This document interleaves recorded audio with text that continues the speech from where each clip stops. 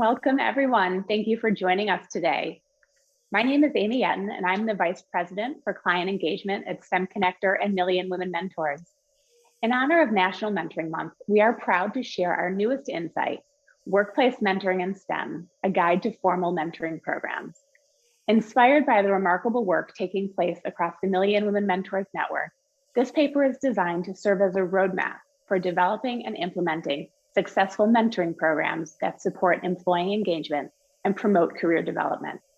It includes insights and perspectives from a wide range of experts, stakeholders, and mentoring organizations, including members of our very own STEMconnector and Million Women Mentors Network. Thank you to everyone who took the time to share their expertise. We appreciate your contributions to this effort. Thank you in advance to our esteemed panelists for being here today to share your experiences with workplace mentoring. And finally, thank you all for attending our virtual event. Now, it is my pleasure to pass the microphone to Dr. Cindy Ziker, STEMconnector's Head of Research, to present Workplace Mentoring in STEM. Hi, everyone, and thank you, Amy. My name is Cindy Ziker, and I'm the Head of Research for STEMconnector, as well as a STEM Education Research Fellow at California State University, Monterey Bay. Next slide, please. This presentation builds on work presented in the guide that Amy just mentioned, the Workplace Mentoring in STEM Guide to Formal Mentoring Programs, written by Abby Myers and Lena Basuni, with contributions from STEMconnector's research assistant, Jessica Johnson. Next slide. While there are many versions that describe what mentoring looks like in the workplace, we ground this work in the definition posited by the National Academies of Science, Engineering, and Medicine in their seminal work, The Science of Effective Mentorship in STEM, which describes mentoring as a professional working alliance in which individuals work together over time to support the personal and professional growth, development, and success of the relational partners through the provision of career and psychosocial support. Next slide, please. The value of mentoring can be revealed in improved employee retention rates, increased employee engagement, and new opportunities for upskilling, professional development, and knowledge sharing. Next slide. Mentoring can help mentors to develop leadership skills such as communication, relationship building, and active listening. It can allow mentors to gain broader insight into the organization through the eyes of the mentee, and lead to increased job satisfaction and career fulfillment while fostering inclusion and a sense of belonging within the organization. Studies have found that mentors are more likely to be satisfied with their jobs and more committed to their organization, while being less likely to turn over compared to individuals who do not serve as mentors. Next slide. Research on mentoring indicates mentees are more satisfied with and more committed to their careers and have greater intentions to stay with their current organization compared to non-mentored individuals. Some of the benefits experienced by mentees include new opportunities for development through shared knowledge and skill building, improved career outcomes, career satisfaction, and self-efficacy at work, including broadening of professional networks and gaining a deeper insight into the organization's priorities and culture. Next slide. So here in this graphic, we have identified 5 stages for building or revamping a robust workplace mentorship program. Stage 1 involves strategizing. Stage 2 is about allocating resources. Stage 3 is focused on providing ongoing support.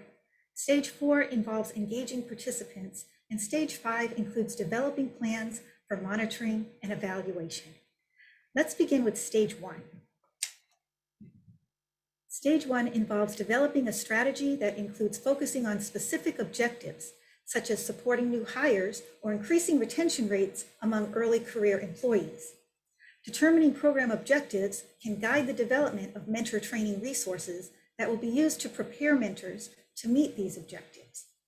Determining the structure of the program involves making key decisions about the type of mentoring that will be deployed, such as one-on-one mentoring, group mentoring, or network mentoring.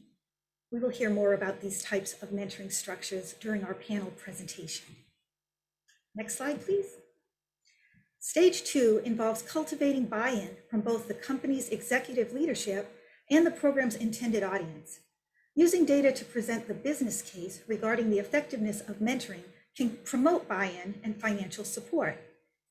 Evidence of a need for mentoring, such as data that depicts a skills gap or retention issues, can have a powerful influence on executive buy-in. Incentivizing program staff by allocating a budget for employees who volunteer for mentoring will also promote participation and help sustain mentoring efforts. Next slide. Stage 3 concentrates on engaging participants.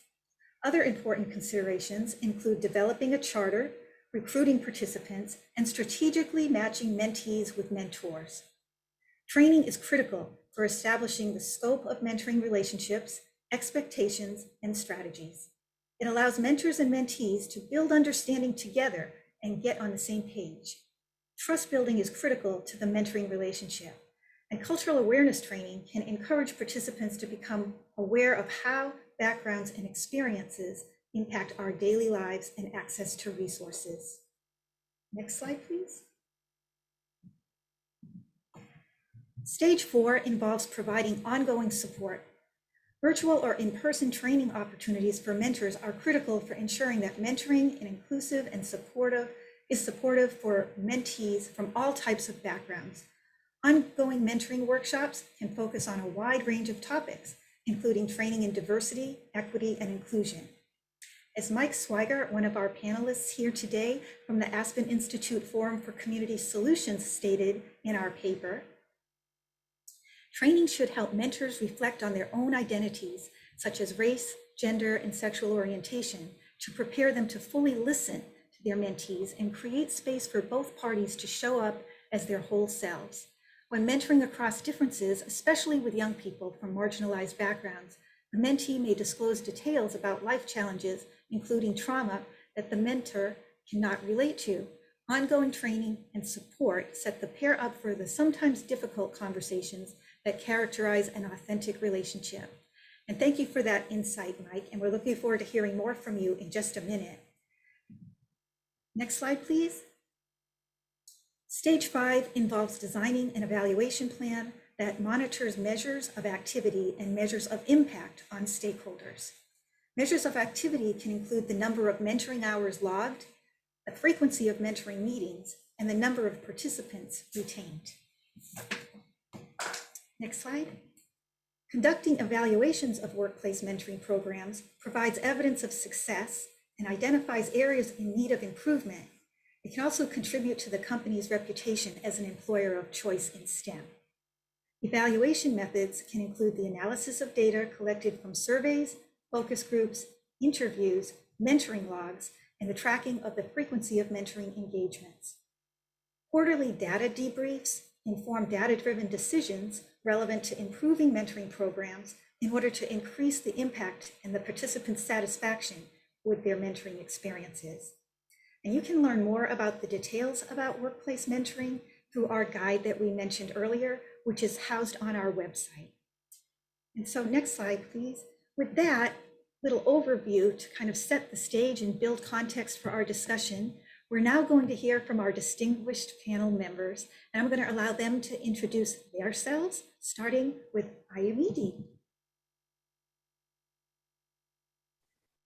Good afternoon, everyone. My name is Ayumide. I am a program manager at National Grid, where I handle energy efficiency portfolio programs. And last year, I was a co-lead of the matching committee for National Grid's mentorship program. And I'm excited for this conversation we're about to have. Thank you.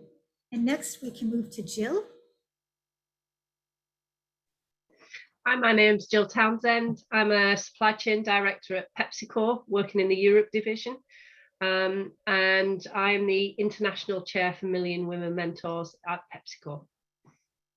Thank you so much. And finally, Mike Swigert.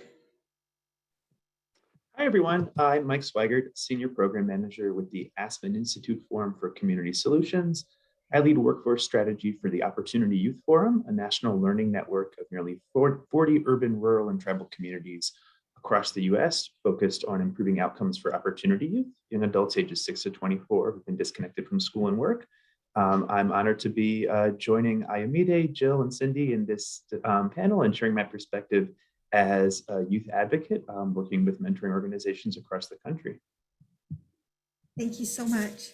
And I really appreciate the insights that you've already shared with me personally, but now I'd like to ask you a few questions and let you take your time in answering them as they relate to you personally and through your organization that you work with. So starting with you, Ayomide, would you please share with us how mentoring has impacted you personally in your life and in your career?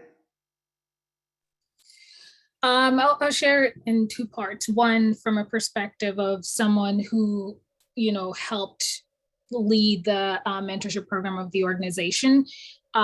It gave me an insight into sort of the opportunities in the areas of need, so to speak, from an employee standpoint of really understanding why the mentees were joining the program. What kind of skills were they trying to build? Are they joining because they want to move around the company? So that was great insight, and just learning how to even run a program like that. At the same time, last year was also the first time that I had a mentor myself. So I got to kind of experience it from both sides. And, everyone says, get a mentor. And it wasn't until I had a mentor myself that I really understood the impact that having those regular conversations had on me in terms of my personal growth and kind of figuring out what I wanted to do, what do I enjoy, who am I, but also understanding my professional side of things and what kind of paths do I want to take and how do I view my career differently. And then something else that I wasn't expecting, honestly, was the confidence that I got from having a mentorship relationship, because my mentor was a senior leader in the company, but he was completely given of his time. He responded to me. And so having someone like that be open to helping me kind of gave me the confidence to reach out to other people who I felt maybe I wanted to know more about their jobs. I wanted to talk to them and understand their career. So it's been very rewarding having that kind of relationship. Thank you so much. And I'll just go around the screen. Jill, you're next on my screen, so I'm going to ask you the same question. Could you please share with us how mentoring has impacted you personally in your life and career? Yeah, and some of the things reflecting on what Ayomide said will be quite common. I suppose the key difference is I've used mentors throughout my career. So in my very first job, I was assigned a mentor. And it was, the relationship then was really about having someone who helped me to navigate the business, the work, the politics, being in this new work environment. So a mentor can be used for very different things as you move through your career.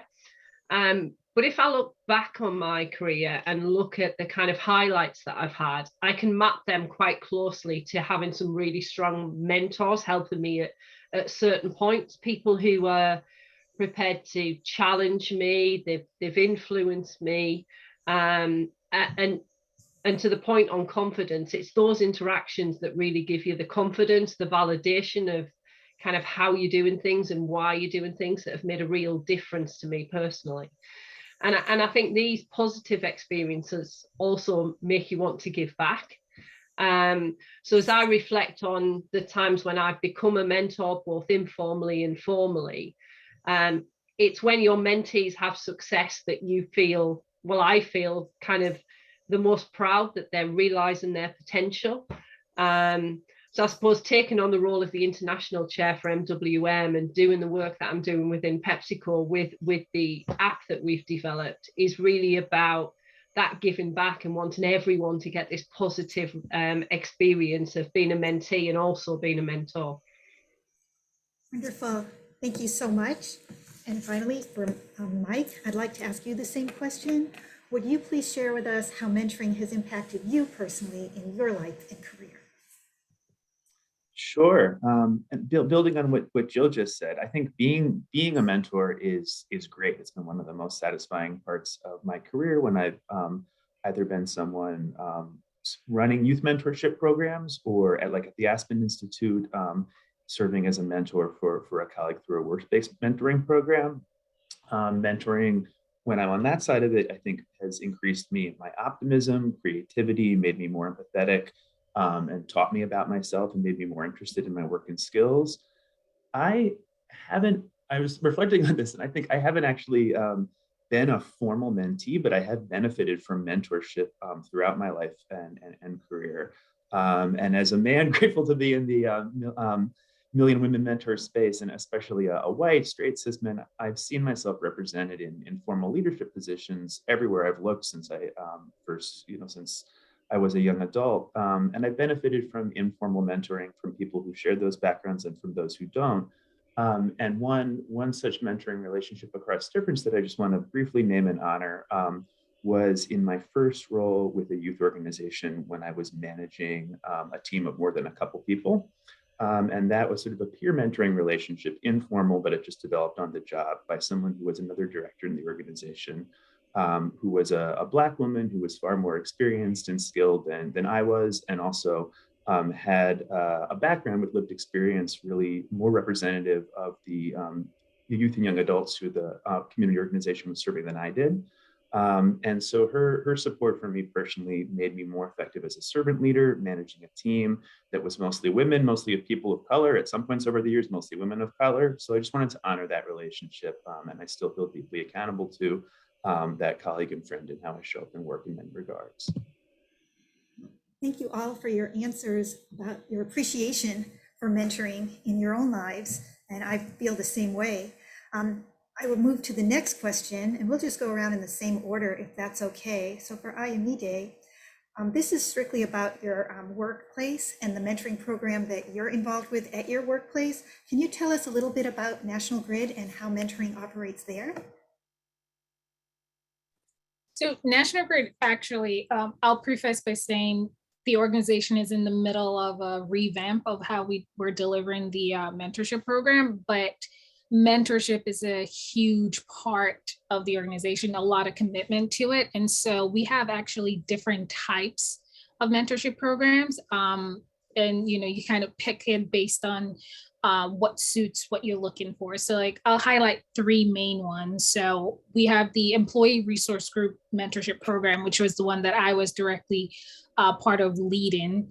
And essentially you have members of ERG groups, they sign up for it. It's a 12-month program and they get matched with senior leaders. The second one we have that's a big one is an internship mentorship program. And it's exactly as it sounds. When we have interns, they're assigned to someone a year or two ahead of them in the organization so that they can kind of work and guide them through it. The third one is a very, very interesting one that I'm also part of. It's a reverse mentorship program where they pair us up. You pair a junior employee with a senior leader, and the junior employee is actually the mentor, while the senior leader is the mentee. And the matching is based on different categories. So you kind of say, I want to talk about, my experience as a woman in the energy industry, and they pair me up with a mentee, a senior mentee who also is interested in my experience moving through that space. So that's sort of very big commitment, and we have a little mentorship programs as well. Those are the three main ones. Wow, that's really unique and very interesting.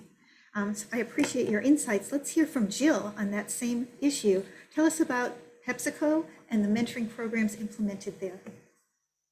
Yeah, and PepsiCo historically has had numerous localized mentoring schemes that support both internal and external mentees. So externally, we will work with between 5-year-olds and then right through to universities. What I wanted to talk to you about today was our internal mentoring scheme, where we've used technology for the first time. So with a group of colleagues, we were tasked with looking at our UK BU and our Europe sector teams, which is across 52 different markets, on how did we connect people and get it working for that market. And we did lots of reading and learning about what makes a good mentorship program. But really where we were up to was there's dating websites all over the world matching people's profiles. So we must be able to use technology to do this right. And what's been really powerful for us, with the support of our HR teams, our MWM colleagues, and our Equal group, is that we've been able to build this app and connect people and give them options that they didn't have previously. So if people are wanting to go and work in a different country or wanting to go and work in another function, through the app, they have the possibility to connect with people and actually learn about those countries or functions or areas without having to be sat next to them. The other thing that we're really proud of is the fact that within the app, we have 60% of the mentees are female. And we haven't managed this. We've opened this up from the beginning to everyone. But because there isn't that barrier to people going to ask someone to be a mentor, it's really meant that people are really stepping up to it and using the app, which has been really fantastic. Wonderful.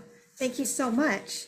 And next we'll go to Mike about his perspective, not as much as a company so much as a youth development program and how his experience there is being implemented with youth. So go ahead, Mike. Thanks, Cindy.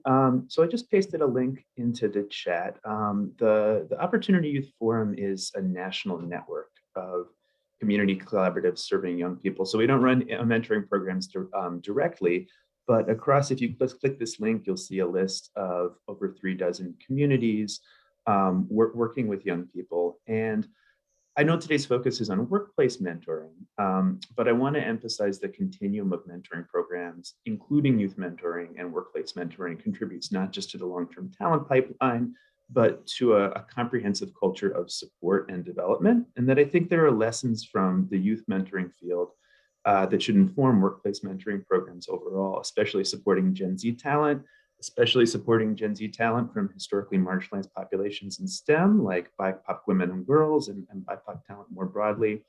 And you've got this great white paper from STEMconnector that everybody on this webinar is going to access, and I'm going to drop into the chat some links to some additional resources from across our network that describe some of the types of things that partners are doing across the US, as well as to hear from young adult workers.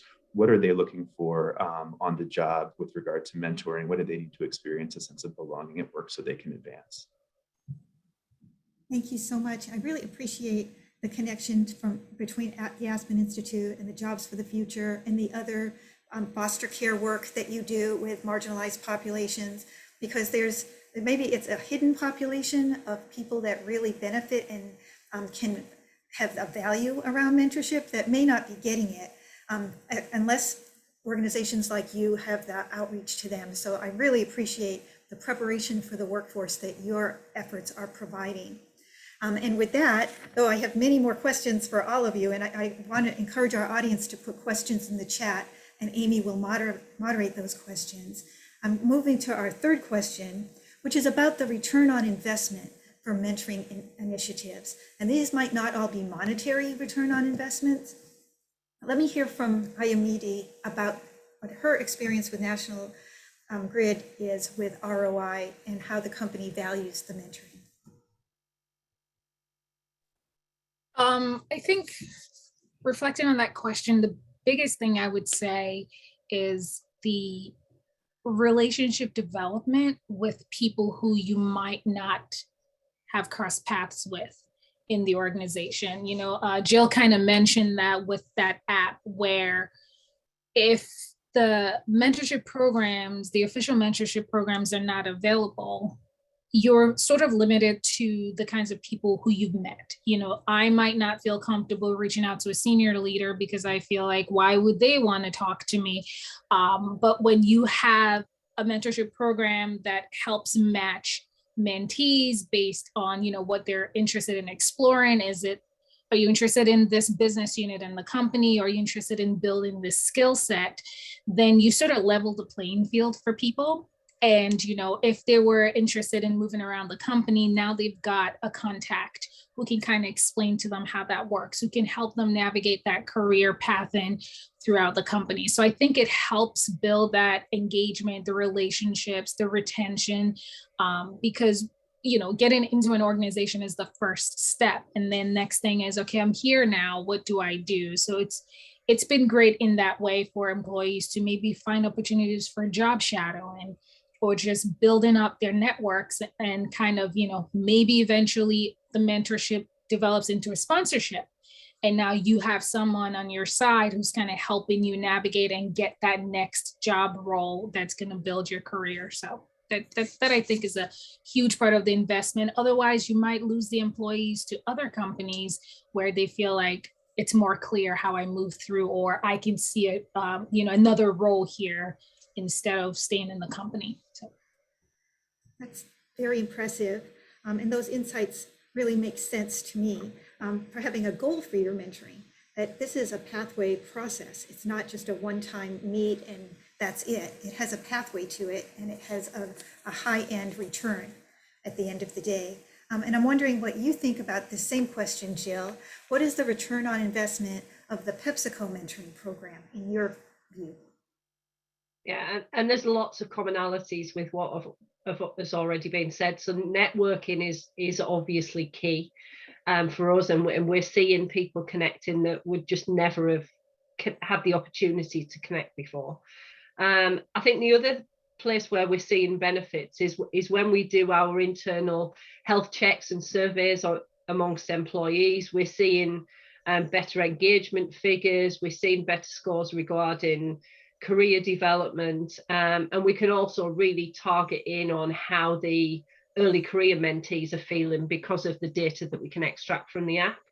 And that's also helping us in another area because we can collect the data on the things people are saying they want to be mentored on, and when they create the profile, we can also target either by gender or geography or function, what are the things that people are looking for. So it can also help advise our talent and capability build programs that say, actually, the majority of people want some support with networking, with driving their career, and therefore we can target training for a broader population based on the information that we've got from the people in the app. So that's really powerful as well. Wonderful. So as a researcher myself, I so appreciate the kind of plug for data reviews and pulling that data. Some people look at that and say, oh, I'm all boggled by the data, but really it's the lens that you can use to make decisions with. And it sounds like you're really doing that at PepsiCo. So thank you for sharing. And I'll turn to Mike with the same question about return on investment in mentoring initiatives that you oversee. Yeah, so I maybe useful insights, more useful insights from Jill or Ayamide, but I'll double down on what Ayamide said about relationships as a youth development professional. That's how the world works, is through relationships and networks. And I'm thinking about the sort of talent of the future and young adult talent development pipeline. That's what young people want at work, is to be able to have the option to bring their whole self to work if they want to, not to be forced to, but to be seen if they choose to do so. They want to belong. They want to be able to have their voices heard. And I think we've seen, as the labor market is changing, worker voice, which is connected to your day-to-day culture, connected to a racial equity lens, is increasingly going to be something that the most successful businesses need to think about. I'll put a link in the chat to a great recent resource from our friends at Mentor, the National Mentoring Project, that they did with Ernst & Young on the business case for youth mentoring. But I think a lot of this applies to workplace mentoring as well. Fostering employee engagement, satisfaction, and retention. Obviously talked about cultivating and developing the future workforce. And I think you just have to look at the data on Gen Z workers to see that these types of initiatives are what they are looking for in selecting companies where they can grow and develop as leaders. And then mentoring, of course, also supports vibrant communities, including viable customers. Fantastic. And I know already we've heard from the panel on how mentoring can build confidence, and giving youth the confidence to pursue STEM careers is really what we're all trying to do in some way. I think that we don't want them to feel it's beyond them. We want them to build their confidence in pursuing STEM careers, and that piece of workforce development is really benefiting from mentoring early, like Mike was describing, as well as throughout your career. So I think those points that you've made are really on target, but we know it's not always easy. It's not always a smooth road implementing a mentoring program, but you've all succeeded. And so what I'd like you to talk about this time for this question is, what are the challenges with implementing a mentoring program, and how did you overcome those challenges? Not that they are insurmountable, but let's have some examples of how you can face these obstacles to success in mentoring and really help students and employees thrive. So Ayamide, you want to tell us about your experiences? The two biggest challenges I wanted to highlight, the first was the matching process of it.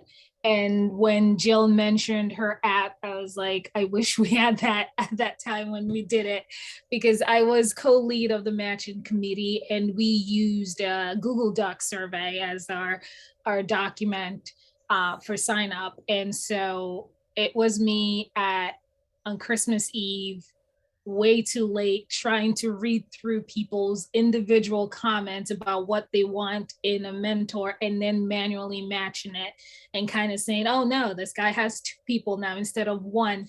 So the biggest learning for me was really, it's important to have that foundational, your matching format, whatever you use for that matching has to be well designed so that it makes things easier down the line. And so I know that in that revamp, that's one of the things that National Grid is working on, to figure out what's the better process than having IMED manually match people. So that was a big lesson learned, and kind of like just figure that out first before you even go forward.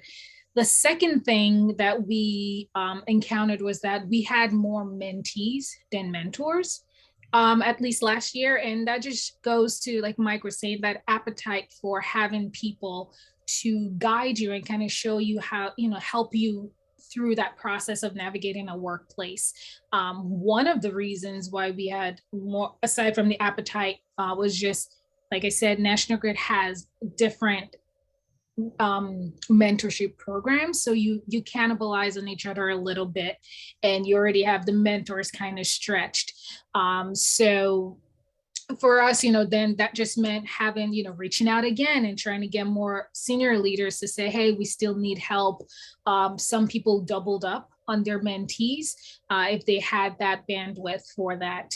So the big thing we took from that is, I think one of the things we're considering as it fixes, having more of a unified, centralized mentorship program for the whole organization.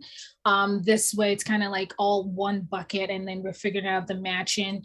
Also having a senior sponsor who can kind of advocate for that program and kind of get the other senior leaders in and get them to kind of be engaged in it. But so 2 biggest things, how are you handling the matching, and also just getting those bodies in there to help mentor.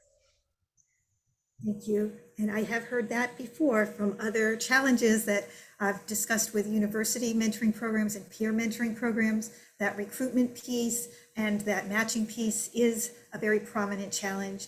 But for Jill at PepsiCo, can you answer the same question from your perspective? What are the challenges with implementing a mentoring program, and how have you overcome those challenges?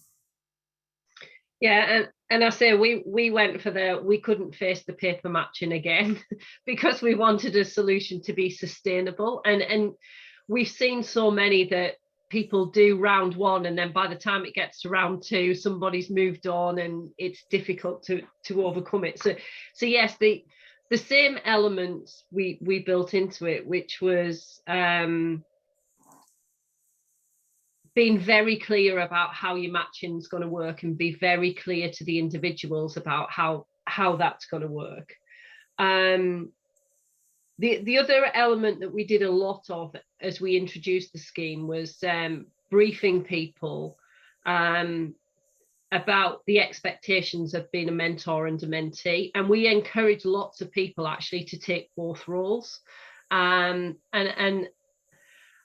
a lot of the times with mentors, you don't have to have a qualification. We did training for people that they could go through, but we can all offer advice to ourselves 2 years ago, and that's what we're looking for from mentees. It's about helping people through that stage of the career, and by having those honest conversations with people, we were able to get more mentees across all of the levels into the program.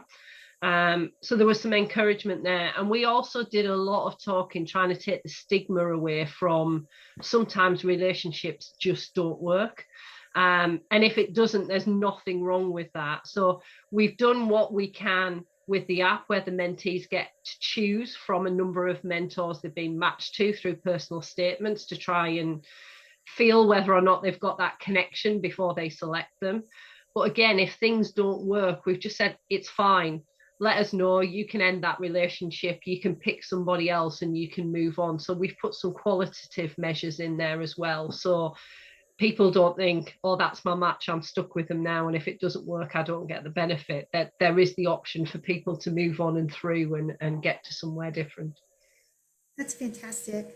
And now, Mike, I'd love you to answer this question. Is in terms of challenges with implementing mentoring programs, how have you faced those challenges, and how have you overcome them? Sure. I think those are some great concrete nuts and bolts things that both Jill and Ayamide were discussing, and definitely matching is a huge process, particularly if you're looking to do something at any sort of skill. So kudos to you, Ayamide, for doing everything through Google Docs. I would say one challenge that we've heard from program partners around the country and the businesses that community organizations who we're often working with face is aligning the goals and implementation of a mentoring program with overall business culture and change management or strategic initiatives, as well as ensuring that there's access to sort of a full range of employees to these types of opportunities. Not just access in terms of promoting the opportunity, but that if you have employees who might not meet the qualifications for an opportunity at a particular juncture, that there are other types of supports, professional development, learning opportunities that they can access as part of a continuum. We heard, and it's no surprise, that often there's more demand for mentoring than a group may be able to have. I think the biggest strategy that I put out there is that you don't need to do this alone as a business. There's a rich ecosystem, and I see stakeholders from different sectors represented on this call, but there's a rich ecosystem of training organizations, workforce development or organizations in the racial equity space focused on working with young people and that have practices who can support you as a business leader. So that the link to that paper that I dropped in the chat earlier talks about some things a little outside the scope of this conversation, but gives examples of partnerships between youth serving community-based organizations and businesses that are the type of thing that I think companies can use as a strategy to make a really successful work-based mentoring program. Really, Mike, that's very valuable to me, because that's that prep step before you get hired. You learn the awareness of what the career looks like. You have a mentor guiding the way, and you develop that sense of professionalism and confidence that we talked about as a youth, as someone between like 16 and 24 beginning their career. They might want to change course based on that experience and do a different career, or find a niche that they weren't even aware of that kind of career path through those opportunities. So I think, we're kind of looking at timelines for when mentoring pops up, and having programs like yours, as well as those in your later career path that Jill and Ayamide have described, make a lot of sense. And along the way, as we go through our careers, if we can find those really wonderful mentors, they make such a difference. And ending on this last question, I know that it has been a challenge for all of us during the COVID era, and we have been resilient in trying to implement, how we're seeing what we're doing and how we can do it better. I congratulate you, Jill, for revamping what you're doing, and and also Ayamidi for restructuring. But how have you had to restructure, or how have you had to adapt during these very strange times with COVID? And since we're short on time, maybe this is like a 2-minute answer, but I'd love to hear any adaptations or strategies you have for our audience about how to really navigate the COVID era with mentoring. Ayamidi? I think I saw it as an opportunity because now, rather than say, if you're a New York National Grid employee, you can only match with a New York mentor. Now you can match with someone in the New England office. Now you can match with someone upstate. So I saw it as an opportunity for, we've got teams and we can hop on and just make the schedule work for everyone. Great. And do you do that all virtually? I guess I wasn't really clear in my question about how did it change when COVID came along because of the lack of in-person opportunities. Do you do all your mentoring virtually, Ayamidi? Yes, we did all the mentoring virtually. I mean, I'm sure if you had people in the same geographical area, if they wanted to meet together, they had that option, but it switched all to a virtual meeting. Okay, thank you for letting me know. And Jill, the same for you. And I see in the chat, many people are asking for the way you've done your match about artificial intelligence and the use of that for your matches. But could you also tell us any adaptations you've had to make during this particular point in time? Yeah, and it's very similar. So we did have relationships that were done face to face, and they switched to online the way the rest of the work has switched to online. So it's definitely been an opportunity, and I think it will continue to be that because people have now got much more used to virtual communication, and it's seen as normal. So I think those physical boundaries of a workplace have now been taken away, and it's much more open to people. And then in terms of technology, we built the app through Power Apps because it was part of our Windows suite that we have at PepsiCo, and therefore it was available to all employees. So the other element it meant was we didn't have to have a budget for when this went out to different functions and different geographies. It could just move. So that's how it was done. And yes, it is a logic in there that matches the profiles based on the criteria you set for gender and language and the amount of elements on your profile you want to match, and it goes away and finds the people who match, and you choose from that list as a mentee. So that's how it was done. I love that there's agency in there for choice. That makes a lot of sense. First, giving freedom from being, this is your assigned mentor, like in my day, you were assigned a mentor, to you have an opportunity to choose. So yes, that's wonderful. I'm glad you brought that up. And Mike, I know you've experienced many challenges with the COVID era, as you know, programs have to kind of pivot from what they used to be to what they had to be in the last 2 years. So can you tell us a little bit about how you've navigated the COVID era with your mentoring? Well, I mean, to be honest, it's been incredibly challenging for youth serving organizations across the country, from K-12 schools to community colleges to workforce development organizations. I'll put a link to some research we've done on how programs have adapted in the context of some youth employment programs. I would say, John Hall put in the chat here the importance of patience and empathy for mentors, and I think that's really critical. Building that match, the sort of mutual interest between a mentor and a mentee, is the core of what any mentoring experience is about for both. And we know everybody has been affected by the pandemic in different ways, although there are some universalities there in terms of challenges, trauma, disruption. I think you can build great relationships virtually, and it's awesome to hear my colleagues on this panel describing just how they have led efforts to do just that. I think the thing that would be important in anything, in any mentoring program, but that you need to ensure stays through in a virtual setting, is creating space for authentic conversation and listening to each other between mentors and mentees. And just given the dynamic environment COVID, I think you can probably make some small tweaks, and we've seen folks make some small tweaks to supporting young people and their supervisors, mentors and mentees both, not just assuming it's a mentee who has a challenge, but someone who's taking on the additional responsibility to be a mentor. They're going through stuff as well too. So leading with empathy and support across the board. Yes, I'm glad you brought that up, that though our mentees are struggling, our mentors finding time to be a successful mentor.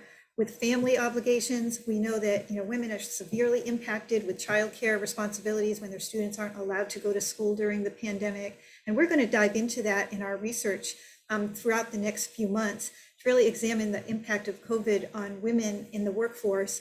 But I like your point, Mike, that it's not just the mentees that might be affected, it's also the demand for mentors. Where are they during these times if they have too many responsibilities that are disrupted because of COVID? And how can we get them appropriately trained and prepared to do a high quality job in their mentoring roles? So as we wrap up here, I'm just wondering if anyone wants to offer, and this is for anyone of the panel members, if you have any training that you think was really a highlight for what you've done with your mentoring program to prepare mentors for their roles. If you want to put something in the chat or just mention it here, does anybody have like a really showcased program for training mentors that you would recommend? You're nodding your head, Mike, so I'm thinking you know of one. Well, I mean, I can say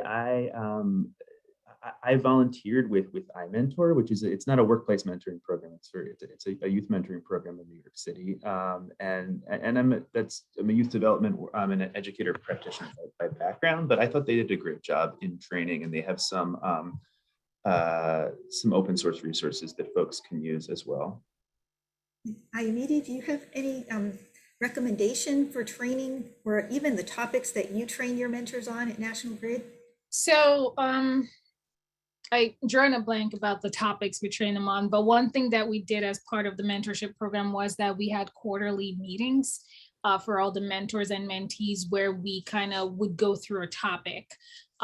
So like before any of the matches were done, we kind of had everyone come into a meeting and kind of discuss what can you look forward to in a mentor-mentee program relationship. What are the kinds of conversations you need to be having or you can be having. So we had those different topics, and then it's like, career professional development conversations were the quarterly meetings. But I wanted to highlight something Mike had mentioned before of mentors. It's not necessarily something that you have to reach this level in order to be a mentor. It really comes down to you having the interest and the commitment to help somebody else out. And I think that highlighting that and saying whatever you bring to the table, sometimes it's just a listening ear, some advice and guidance. I think that will encourage more people to kind of sign up to be mentors, as opposed to saying, well, what do I know? Or maybe I need 20 years of experience. Now, there's someone right below, who's one step below where you are, and you can actually guide them, is kind of what I wanted to highlight. That's very encouraging. And Jill, I'll just turn it over to you for our last few comments before we wrap up. I wonder about the training that you've implemented and how maybe you've used technology to have widespread training, but can you tell us what kind of mentor training you offer through your PepsiCo mentoring? Yeah, so we've created a pathway on Grid, which is kind of our learning platform that we have. And within that, there's instructions how to use the app, but also what the role of a mentor is, the role of a mentee. There's some guides in there to allow both parties to prep for their first meeting. One of the things we do that builds on what Ayamide was saying about encouraging mentors to stand up for the first time is we also run special Zoom meetings with first-time mentors. So we run these kind of every quarter. So anyone who's signed up that hasn't done it before, we'll actually go through a session with them where they can ask any questions and just go through things with them to make them a bit more comfortable about the first session. And that's really helped kind of maintain our number of mentors across all of the levels in the business. So they're available to mentees when they come onto the app. So that's been quite successful as well. Wow, thank you so much. That was very enlightening, and I really appreciate your time and your thoughts and your insights. Mm-hmm. And we're about to wrap up, but I know Amy has been monitoring the chat, And she's going to close us out with any specifics that the audience has brought up, and also appreciation for your contributions to our mentoring work at STEMconnector. Thank you, everyone.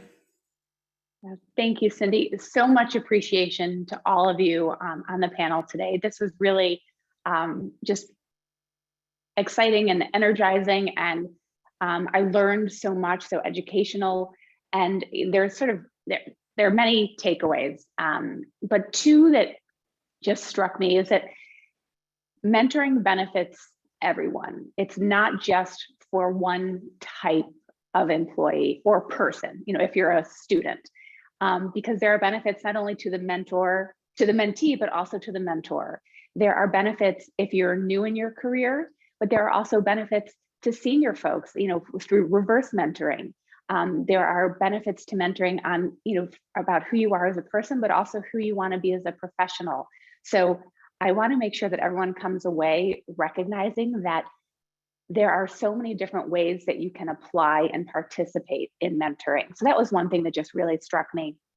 And two, want to, call out the fact that there are clearly many resources available to support you in developing your mentoring program, your mentoring strategies, or improving your existing programs.